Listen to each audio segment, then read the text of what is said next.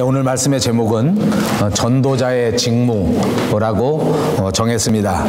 전도자라고 하는 것은 전도를 하는 사람을 말하는 것이고, 전도는 그럼 무엇을 말하는 것일까? 전도는 영어로 말할 때는 이반젤리즘이라고 하는 말을 씁니다. 그리고 우리 한국말에는 전도와 비슷한 말 가운데 선교라고 하는 말을 우리 모두가 익숙하게 알고 있습니다. 그리고 또 한문자로는 전교라고 하는 말을 쓰기도 하는데 요즘은 거의 쓰지 않는 단어인 것 같습니다.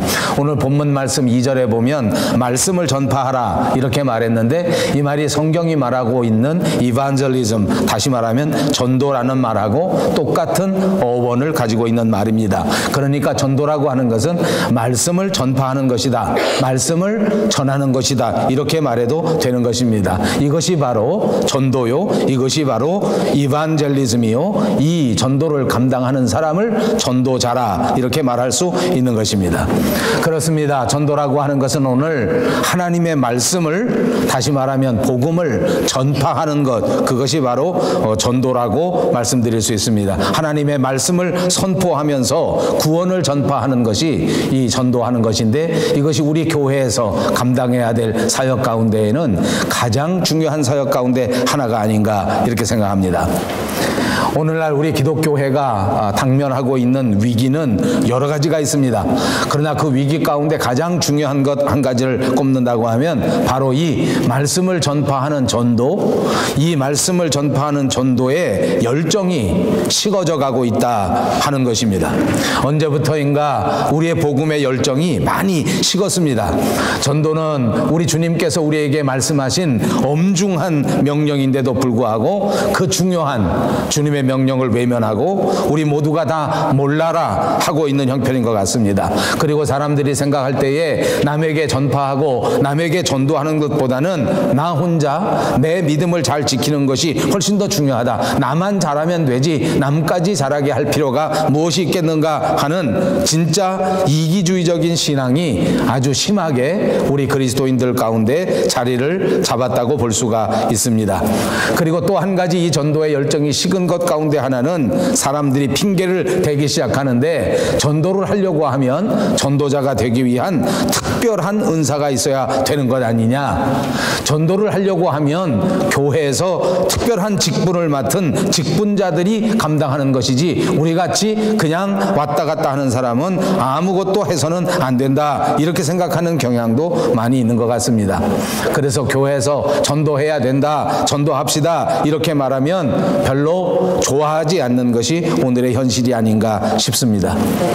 우리 20세기의 가장 위대한 최고의 복음주의자라고 말할 수 있는 영국의 존 스토트라고 하는 목사님이 있는데, 그분이 쓴 책 가운데에는 이런 책이 있습니다. Our Guilty Silence, 우리말로 하면 아주 죄악스러운 그런 침묵, 이렇게 번역할 수 있는 말입니다. 한국에서도 전도하지 않는 죄 이렇게 번역해서 책으로 나온 바가 있습니다. Our Guilty Silence.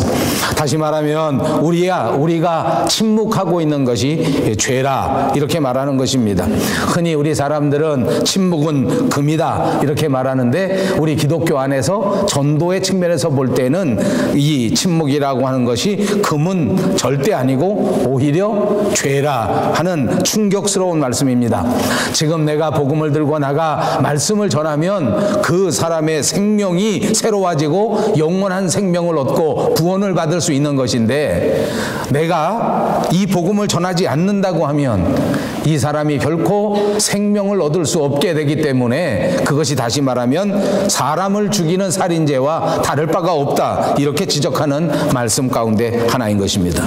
오늘 본문 말씀 1절에 보니까 엄히 명하노니 이렇게 말씀을 시작하고 있습니다. 엄히 명한다, 그 명령이 얼마나 엄중한 것인지, 그 명령이 얼마나 엄숙한 것인지 계속해서 설명할 때에 또 이렇게 설명합니다. 하나님 앞에서 그리고 살아있는 자와 죽은 자를 심판하실 그리스도 예수 앞에서 그가 나타나실 것과 그의 나라를 두고 엄중하게 명령한다. 엄숙하게 명령한다. 정말 심각하게, 정말 엄중하게 우리에게 명령하는 말씀인 줄로 믿습니다. 말씀을 전파하라는 명령은 이토록 엄중한 명령이라는 말입니다. 전도하라는 명령이야말로 이토록 중요한 명령이라는 말입니다. 얼마나 중요했으면 하나님 앞에서 맹세하고 심판주이신 예수 그리스도 앞에서 맹세하고 그가 나타나실 것과 그의 나라를 두고 이렇게 엄중하게 명령하느냐 그 말입니다. 성경 말씀을 보십시오. 마가복음 16장 15절에 보시면 너희는 온 천하에 다니며 만민에게 복음을 전파하라 라고 기록되고 있습니다. 마태복음 28장 19절에도 너희는 가서 모든 족속으로 제자를 삼으라. 사도행전 1장 8절에도 땅끝까지 이르러 내 증인이 되라고 명령하셨습니다. 이렇게 중요한 명령입니다. 그러므로 여러분, 말씀을 전파하는 것, 전도하는 것은 하면 좀 좋고 아니면 안 해도 된다 이렇게 생각할 수 있는 일이 결코 아니란 말입니다. 반드시 순종해서 수행해야 될 필수적인 것이요 의무사항이라고 하는 것을 꼭 믿으시기를 바랍니다.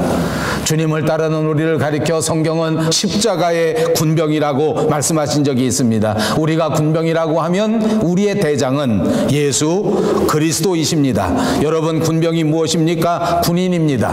군인은 명령의 절대 순종이라고 하는 특징을 가진 단체입니다.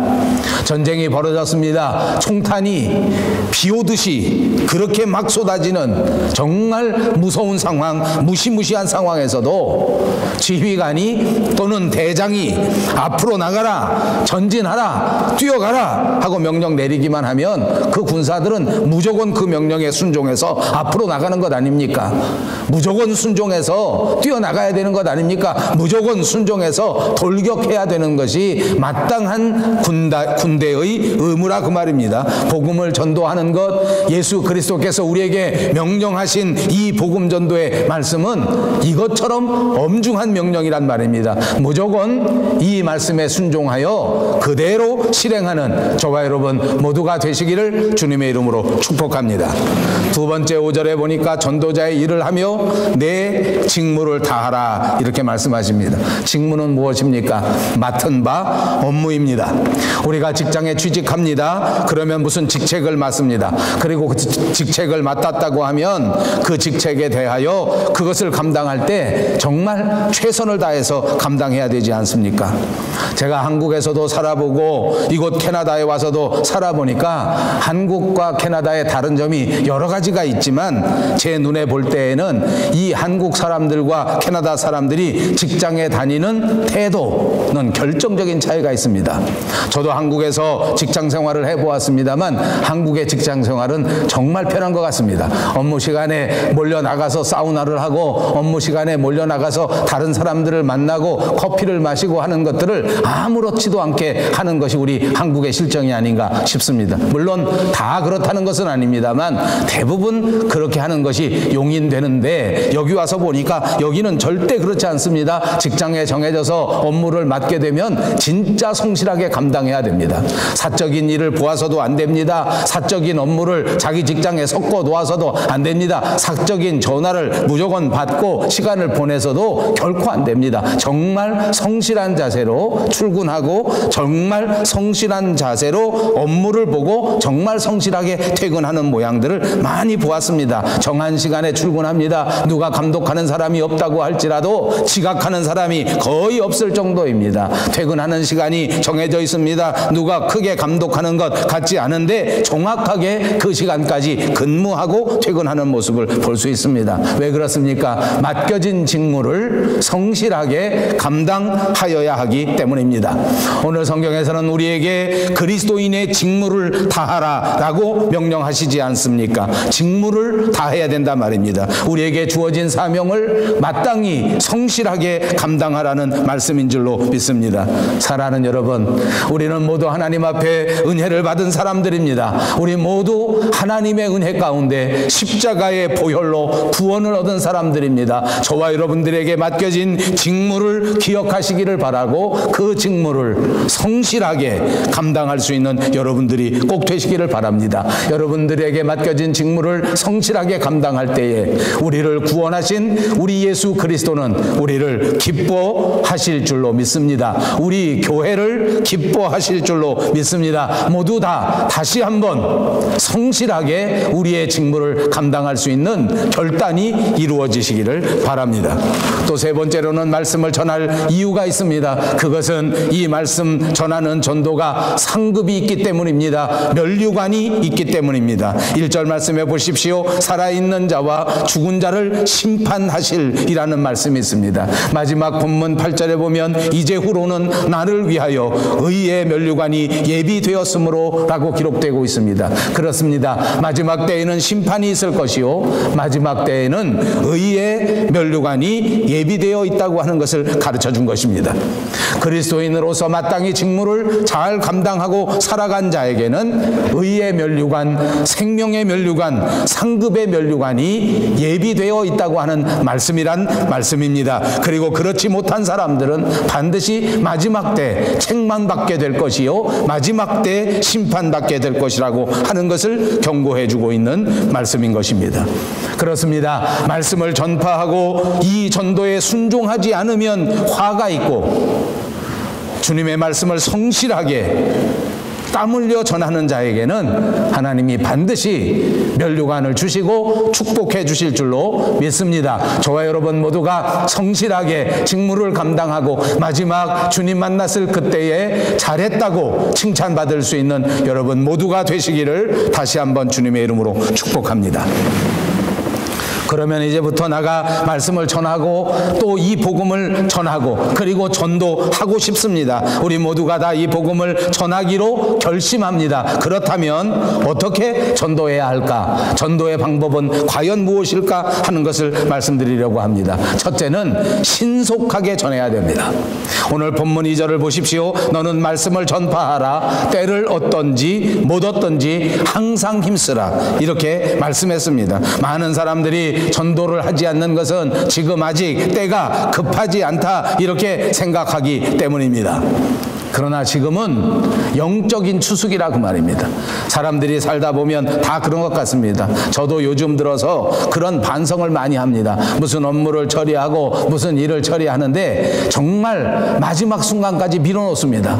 오늘도 미루고 내일도 미루고 딱 그 날짜 당일이 돼서야 겨우 그냥 헐레벌떡 그 일을 처리하고 있는 제 자신을 많이 발견하게 됩니다. 왜냐하면 하루 더 남았다 이렇게 생각하기 때문입니다. 이틀 더 남았다. 지금 뭐 그렇게 급하지 않다. 지금 내가 이 일을 해야 될 때가 아니다. 이렇게 생각하기 때문 아닙니까? 그래서 사람들이 그렇게 생각합니다. 그리스도인으로서 교회를 다니면서도 지금이 하나님의 명령을 수행하고 지금이 내가 나아가 주의 말씀을 전파해야 될 때다 하는 것을 심각하게 인식하지 못하고 있기 때문에 전도를 못한다. 그래서 저는 제일 먼저 어떻게 전도하는 것이냐 할 때에 신속하게 해야 된다. 여러분 입으로 한번 해보십시오. 신속하게 해야 됩니다. 신속하게 전해야 됩니다.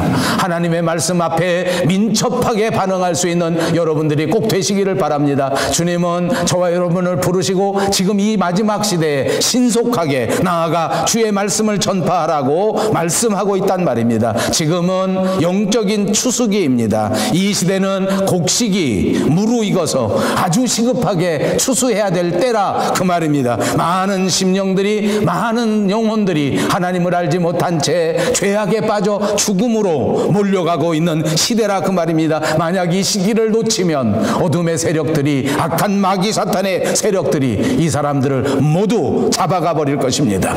그러므로 하나님의 나라의 농사는 다 망치게 되고 마는 것입니다. 영적인 눈으로 세상을 보십시오. 정말 구원받아야 할 사람들이 얼마나 많은지 모릅니다. 정말 하나님의 말씀을 들어야만 할 그런 사람들이 얼마나 많은지 모릅니다. 우리 우리가 말씀을 전하지 않으면 그들은 즉시 마귀의 자식이 되고 말 것입니다. 그들은 즉시 죽음의 자식이 될 것입니다. 그러므로 빨리 추수해야 합니다. 빨리 때를 얻지 못하든지 신속하게 전파해야 될 줄로 믿습니다. 여러분 명심하십시오. 기회는 매일 마냥 우리를 기다려주는 것이 아닙니다. 인생의 모든 것이 그렇지 않습니까? 정확한 때가 있습니다. 꼭 이루어질 때가 있습니다.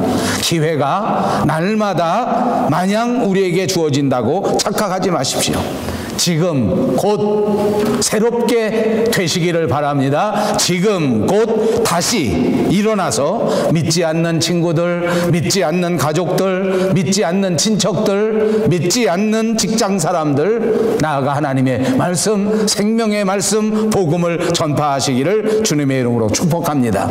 결과는 하나님 앞에 맡기십시오. 결과는 성령님께 맡기십시오. 주의 성령께서 모든 결과를 책임져 주실 것입니다. 우리는 오로지 우리가 받은 이 은혜의 복음, 우리가 받은 이 사랑의 복음을 전하는 것이 중요하다 그 말입니다. 두 번째로는 참고 전해야 합니다. 또 한번 입으로 해보십시다. 참고 전해야 된다. 본문 2절 하반절에 보니까 범사의 오래 참음과 가르침으로 경책하며 경계하며 권하라. 여러분 우리가 세상에 살아보니까 사람이라고 하는 존재는 한 번 말해서 듣는 존재가 아니더라고요. 정말 아주 특별한 경우에는 진짜 신통한 아이들은 한 번만 말해도 알아듣는 애가 있어요. 여러분 그런 아이들 보셨습니까? 저희 집 아들은 어렸을 때 보면 한 번만 말을 하면 알아들어요. 한 번만 말하면 이거 먹지 마라 그럼 안 먹어요. 근데 우리 집의 딸은 두 번 말해도 못 알아듣습니다. 세 번 말해도 못 알아듣습니다. 우리 집에 딸 없습니다. 우리 손녀딸은 한 번 말해도 알아들어요. 얼마나 신통한지 몰라요. 저만 보면 할아버지 싫어. 한 번도 안 변합니다. 아버지 한 번 말해서는 잘 안 듣더라고. 사탕도 한 번 줘서는 잘 안 들어.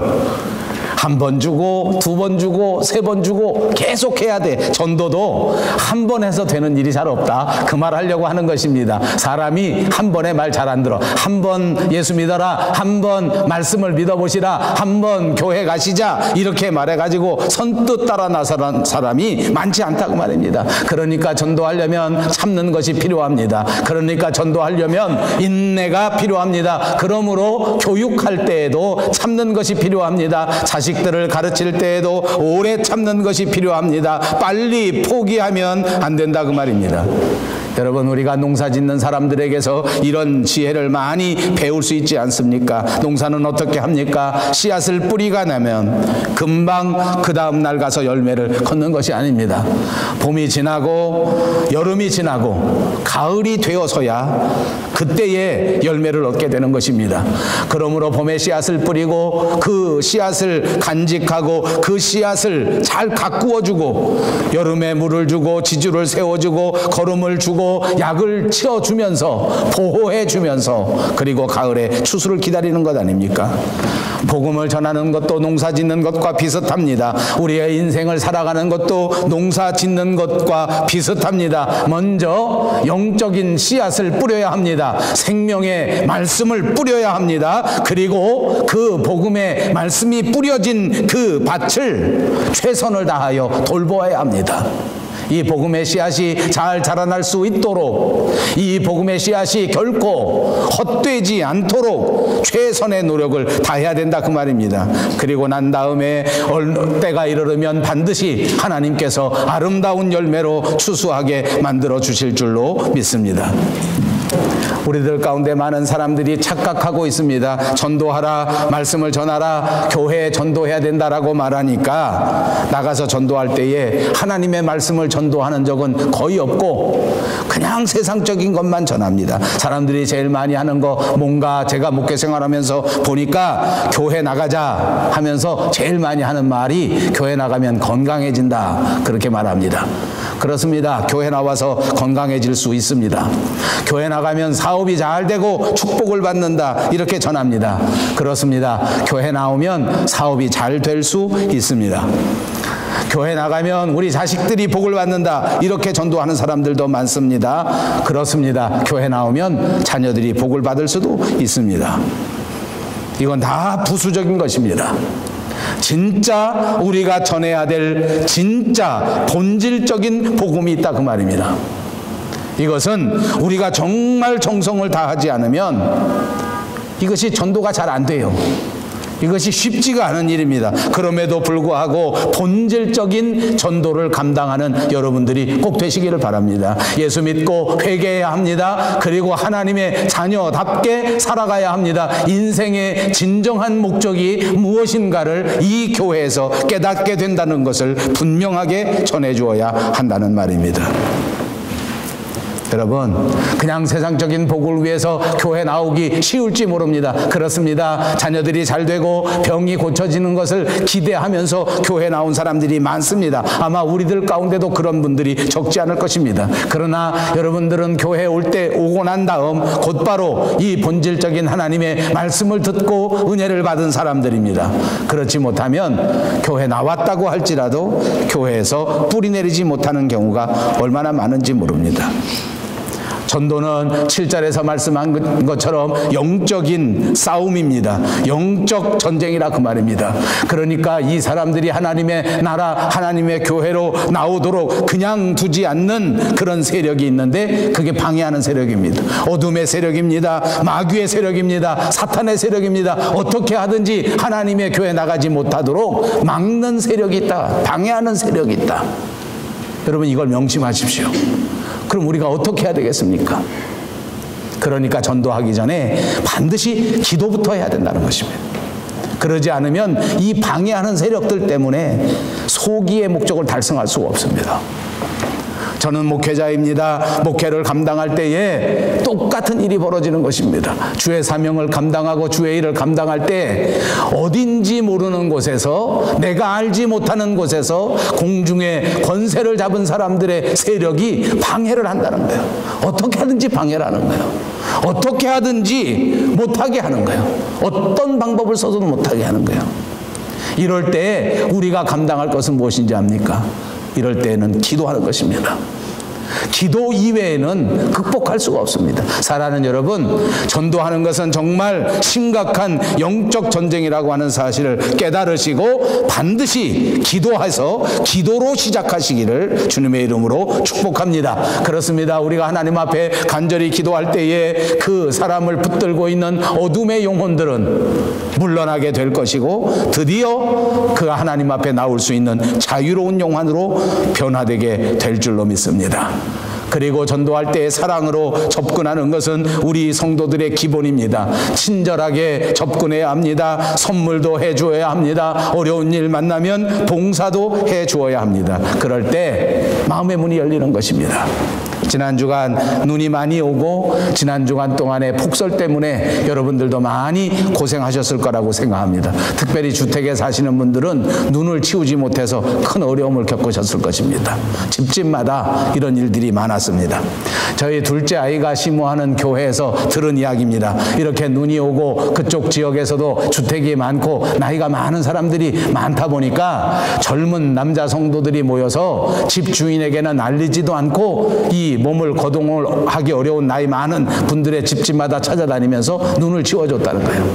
자기 집 눈 치우기에도 허리가 아파 죽겠는데 어려운 당한 또는 나이가 많은 분들을 찾아다니면서 집집마다 다니면서 눈을 치워줬다. 그리고 나니까 온 교회 더더욱 사랑을 확인할 수 있는 뜨거운 그리스도의 공동체라고 하는 것을 확인할 수 있는 기회가 되었다 하는 간증 이야기를 들었습니다. 그렇습니다.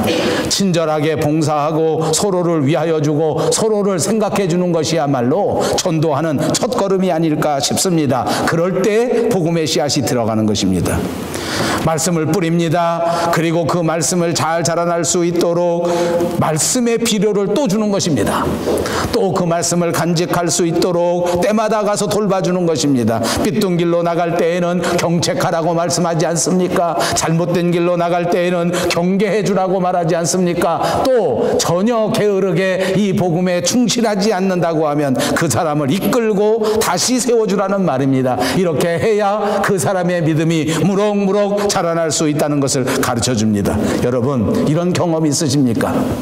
어떤 사람에게 전도했습니다. 그리고 날마다 그 사람을 바라봅니다. 그리고 날마다 그 사람에게 정성을 쏟습니다. 때마다 찾아가서 때마다 친절을 베풀고 때마다 봉사를 하고 때마다 사랑을 베풀고 어떻게 하든지 하나님 안에서 교회 생활도 잘하게 만들고 어떻게 하든지 하나님 안에서 믿음 생활을 잘할 수 있도록 그 사람을 돌봐준단 말입니다. 그런데 정말 기적같이 어느 날 이 사람이 회개하고 기도하면서 하나님의 사람이 되어 충실히 교회 생활하는 것을 보신 적이 있느냐 말입니다. 이때에는 내 뱃속으로 낳은 아기가 무럭무럭 자라나서 그 아이를 보는 그 엄마의 기쁨보다 더 큰 기쁨이 있어요. 영적 기쁨이 오는 거예요.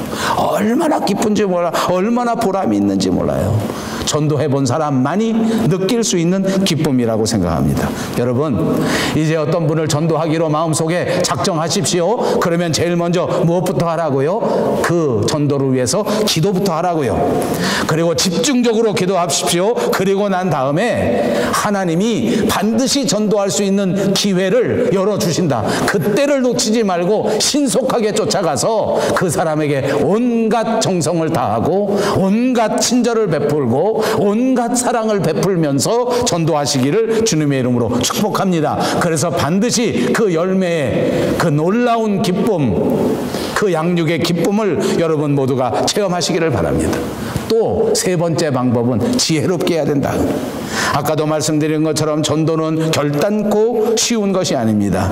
특히 이 마지막 시대에 훨씬 더 어렵습니다. 3절의 말씀에 보니까 사람들이 옳은 말씀 듣기를 싫어하고 오히려 사람의 귀가 가벼워서 자기의 욕망, 자기의 허욕을 채워줄 소리를 들려주는 사이비 스승을 많이 둔다, 이렇게 기록하지 않습니까? 그래서 마지막 때에 보면 그냥 무조건 자기 죄는 생각하지도 않고 무조건 자기에게 좋은 소리 하는 그런 소리만 듣기 좋아해요. 요즘 정말 마지막 시대입니다. 교인들 가운데에도 조금 잘못된 사람들은 그냥 구름대처럼 이리저리 몰려다니는데 그 기준이 뭐냐 하니까 자기를 즐겁게 해주는 소리 들으러 다니는, 자기 마음에 꼭 드는 설교만 들으려고 하는 것이에요. 왜냐하면 옛날 이때에도 거짓 설교자, 거짓 스승, 거짓 선지자가 얼마나 많았는지 모릅니다. 사람을 즐겁게 하는 설교를 말하는 것이 아닙니다. 말하는 것입니다. 사람만 생각하는 설교를 말하는 것입니다. 그때에도 있었지만 오늘날에는 이런 것이 훨씬 더 많습니다. 우리가 좀 더 하나님 앞에 성실하게 그리고 충성되이 주의 일을 감당해야 된다고 하는 설교는 사라져버리고 무조건 세상적인 복을 얻을 수 있다, 무조건 오래 살 수 있다, 무조건 건강하게 살 수 있다, 무조건 집을 살 수 있다, 이런 설교가 난무하고 또 그런 설교 앞에 구름대처럼 사람들이 몰려든다. 이것이 오늘의 현상 아닙니까? 이게 오늘 성경 본문에서 예언한 내용이란 말입니다. 성경에 예언한 내용이 그대로 오늘 이루어지고 있는 것입니다. 순수하게 복음을 전도하기 어려운 세상이란 말입니다. 그러니까 무조건 가서 전도한다고 되는 것이 아니지 않습니까? 그러니까 전도할 때에 훨씬 더 어려워졌다는 걸 말하는 것 아닙니까? 그러니까 본문 5절에 보니까 전도할 때에는 고난이 있을 수 있기 때문에 고난을 받으면서 전도해야 된다, 이렇게 말씀하고 있습니다. 여러분, 신앙생활이 그런 것입니다. 바로 이 시대의 마지막 시대의 신앙생활 할 때에는 편안하게 신앙생활 하게 놔두지를 않습니다. 악한 세력들이, 어둠의 세력들이 이 신앙생활을 방해한단 말입니다. 그러니까 편안하게 신앙생활을 할 수 없어요. 우리가 신앙생활을 정말 순수하게 바르게 하려고 보면 우리에게 고난이 다가온다는 것입니다. 그러니까 우리가 고난을 받으면서 그리스도인의 삶을 살아야 한다 하는 것을 각오하는 여러분들이 다 되시기를 바랍니다. 전도를 하려고 하니까 핍박이 다가옵니다. 전도를 하려고 하니까 방해하는 세력들이 있습니다. 전도를 하려고 하니까 내 것을 손해보게 됩니다. 내 물질을 써야 되고 내 시간을 써야 되고 내가 정신적으로 많이 희생해야 된다는 거예요. 여러분 노방전도 해보셨습니까? 노방전도 나가서 전도지를 주려고 하면 사람들이 받겠습니까? 아니요, 받지를 않습니다. 획 집어 던져버립니다. 사람에게 전도하려고 말을 붙여봅니다. 그러나 아무도 대꾸하지 않습니다. 그리고 눈빛으로는 그냥 사람을 경멸하고 얼마나 창피한지 몰라요. 자존심이 얼마나 상한지 몰라요. 그래서 어떤 사람들은 또 전도하다가 싸웁니다. 제가 시장에서 전도하다 싸우는 사람 많이 봤습니다. 시장에서 전도해서 이 전도지 막 나눠주는데 받은 사람이 그냥 받아가지고 휙 던져버린 거예요. 이 사람이 그냥 참다 못해가지고 전도하는 사람이 이게 왜 이렇게 집어던지냐고, 안 받으려면 곱게 안 받지. 근데 그 지나가는 사람이 그냥 지나가겠습니까? 이 예수 믿는 것들은 왜 이렇게 귀찮게 굴어 이거. 집에 가서 편히 잠이나 자지 왜 튀어나와서 이래. 그러지 않겠어요? 저는 택시 타고 가다가 그런 소리 한번 들었습니다. 앞에 차가 지나가는데, 한국서 얘기입니다. 앞에 차가 지나가는데 제가 봐도 좀 앞에 차가 이렇게 조금 이렇게 원활하게 잘 가지 못하고 삐뚤삐뚤해요. 그러니까 이 택시를 운전하는 택시 운전사 이 기사님이 막 욕을 하는 거예요. 이게 무슨 운전을 이렇게 더럽게 하냐. 근데 하필이면 그 차 뒤에 이렇게 물고기 표시가 붙었어요. 그 교회 다니는 표시다 하는 걸 이 운전기사가 또 아는 모양. 그러니까 이 예수 믿는 것들은 그냥 왜 차를 갖고 나와서 지랄이야. 집에서 가만히 있지 왜 나와. 내가 이 전도지 준다고 해서 내가 너보다 못난 게 있잖아. 내가 배웠어도 너보다 더 배웠고 내가 부족한 게 뭐가 있는 줄 아냐. 그러니까 어쩌고 저쩌고 막 싸움이 나는 거예요. 여러분 생각해 보십시오. 그 심정은 이해합니다. 저도 가제가 개편이라서 예수 믿는 사람들의 심정을 이해 못하는 바가 아닙니다. 그러나 여러분, 만약 우리가 전도하다가 싸운다면 어떻게 되겠습니까? 그 사람 평생 예수 안 믿습니다. 저도 목회하다 보면 이런 일들을 자꾸 겪게 됩니다. 화날 일이 왜 없겠습니까? 또 제가 못된 마음이 마음속에서 생길 때가 왜 없겠습니까? 그러나 화를 다 분출하고 다 싸워버리고 다 못되게 해버리면 아마 전도의 문은 꽉 닫혀버릴 것입니다. 그러니까 전도하려면 지혜롭게 해야 되는데, 지혜롭게 한다는 게 뭐냐? 그냥 자존심도 내려놓고 그냥 참는 거예요. 그리고 만나면 그냥 웃는 거예요. 한번 웃어보세요. 시작. 시켜도 안 해. 우는 거야, 웃는 거야. 저 성집사는 웃는 거야, 우는 거야. 다시 웃어봐 한번. 웃어봐 한번. 그게 웃는 거야 지금. 예. 한번 웃어보세요. 또 한 번 더 시작. 예, 그렇게 하세요 맨날. 일주일 내내 그렇게 하세요. 그게 전도자의 지혜예요. 그게 그리스도인의 삶의 지혜예요. 조금 속상해도 웃고, 조금 기분 나빠도 웃고, 조금 서운해도 웃어봅시다. 그렇게 하면 아마 많이 해결될 것 같아요. 많이 해결될 것 같아요. 여러분, 전도하다가 신앙생활하다가 반대를 만나고 모욕을 당하고 핍박을 당해도 낙심하지 말라고 주님이 가르쳐 주셨습니다. 왜요? 하늘에 가면 상이 크다고요. 아멘. 아멘. 이 땅 위에 예수 믿어서 억울한 일을 당하고 핍박을 당할 때에도 그냥 자존심 내려놓고 웃고 더 친절하게 더 사랑을 베풀었더니 하늘나라에 가서 내 상급이 크더라 그 말입니다. 그렇습니다. 예수님은 마태복음 5장 11절에 나를 인하여 너희를 욕하고 핍박하고 거짓으로 너희를 거스려 모든 악한 말을 할 때에는 너희에게 복이 있나니 기뻐하고 즐거워하라. 하늘에서 너희 상이 큼이라. 너희 전에 있던 선지자들을 이같이 핍박하였느니라. 아멘. 아멘. 그렇습니다. 우리가 전도할 때에 우리를 욕하는 사람이 있다고 할지라도 참으십시다. 우리가 전도할 때에 우리를 거스려 모든 악한 말을 하는 자가 있다고 할지라도 견디십시다. 오로지 십자가의 사랑으로 더더욱 그 사람들에게 친절과 사랑으로 대할 수 있는 저와 여러분들이 꼭 되시기를 바랍니다. 그럴 때 하나님의 강한 능력이 저와 여러분 그리고 그 사람들조차 다 마음이 녹아지게 역사해 주실 것입니다. 사랑하는 여러분, 하나님께서 이 땅 위에 왜 밴쿠버 영성교회를 세워주셨겠습니까?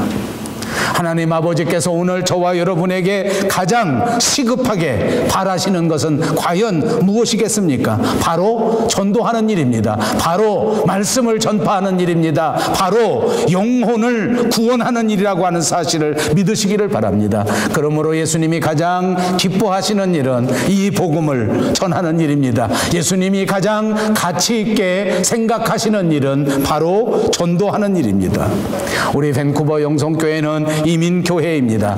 그러므로 우리 이민교회에 살 길은 오로지 전도밖에 없습니다. 말씀 전하는 수밖에 없습니다. 이민교회는 전도하기가 갑절로 어렵습니다. 왜요? 사람이 많지 않습니다. 우리 주변에 한국 사람이 살고 있는 것이 아니기 때문입니다. 어디 숨었는지 꼭꼭 숨어 있습니다. 우리가 전도하고 싶어도 전도 대상자가 많지 않은 것은 훨씬 더 어려운 것입니다. 한국 사람 만나기가 어렵지 않습니까? 또 그렇습니다. 우리 교회는 다행히 위치가 좋은 곳에 설립되었습니다. 그러다 보니 오다 가다가 우리 교회에 그냥 들어오시는 분들이 적지 않습니다. 그러나 너무나 안타깝게도 우리 교회가 조직된 교회가 아니고 멋진 교회가 아니다 보니 새로운 사람들이 사람도 적고 모든 것이 부족해서 오래 머무르지 않고 또 그냥 적응하지 못하고 다시 나가는 일도 많이 벌어집니다. 우리 교회가 정말 건강한 교회로 무럭무럭 성장하기 위해서는 저와 여러분이 이제부터라도 다시 허리띠를 졸라매고 전도하는 일, 선교하는 일, 복음 전하는 일, 영혼 구원하는 일에 집중해야 될 줄로 믿습니다. 영혼 구원을 통해 아버지 하나님의 소원을 이루어드리는 저와 여러분 그리고 우리 교회가 꼭 되시기를 바랍니다. 이제 우리가 전도하기로 결심하십시다. 이제 우리 교회는 창립 13주년이 되는 5월 달을 2달 앞두고 있습니다. 저는 여러분들에게 권합니다. 이제 이 2달 안에 반드시 모두가 한 사람이 한 사람씩 전도할 수 있기를 주님의 이름으로 축복합니다. 물론 여러분들이 전도하셔서 그 사람을 우리 교회로 같이 데리고 나오시면 최고.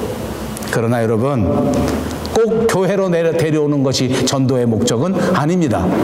교회 데려오라고 선교하라는 것은 아닙니다. 복된 주님의 말씀, 생명의 말씀을 전파하는 것이 참 목적이니까 교회 데려오라는 것보다는 여러분 그 사람의 영혼에게 반드시 진리의 말씀을 전파해야 되겠다. 2달 동안 꼭 한 사람 이상 내가 전도해야 되겠다. 아멘. 아멘. 그렇게 하시겠습니까? 그렇게 하시겠습니까? 예, 지난주에는 초청 강사가 왔었고 그 지난주에는 저하고 무슨 약속했는지 아십니까? 하루에 최소한 15분, 보통 30분 지키고 있습니까?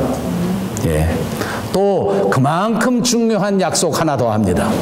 이제 5월 첫 주 우리 창립 기념일 전까지 내가 반드시 한 사람 이상 전도하겠다. 아멘. 그래도 소리를 안 질러. 끝까지 할까 이거? 다시.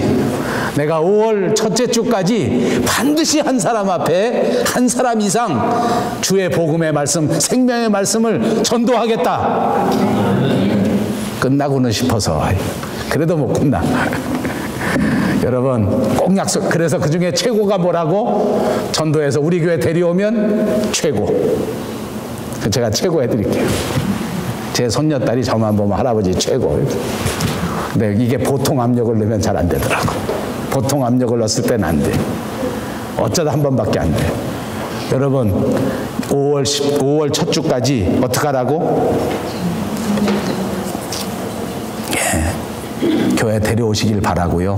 꼭 교회 데려오지 못해도 복음 전하는 것이 주님의 명령입니다. 말씀 전하는 것이 명령입니다.